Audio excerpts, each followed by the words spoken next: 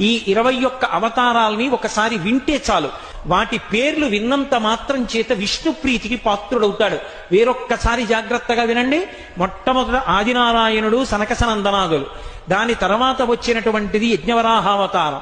యజ్ఞవరాహావతారం తర్వాత నారదుడు. నారదుడి తర్వాత నరనారాయణుడు. నరనారాయణుల తర్వాత వచ్చినటువంటిది కపిలావతారం.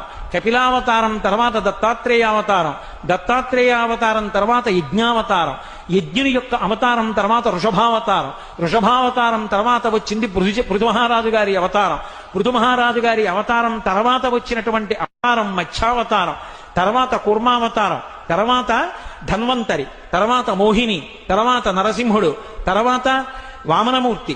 తర్వాత పరశురాముడు. తర్వాత రాముడు.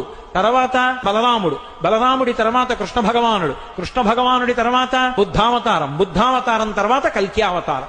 ఏకకాలంలో 2 అవతారాలు ఉంటూ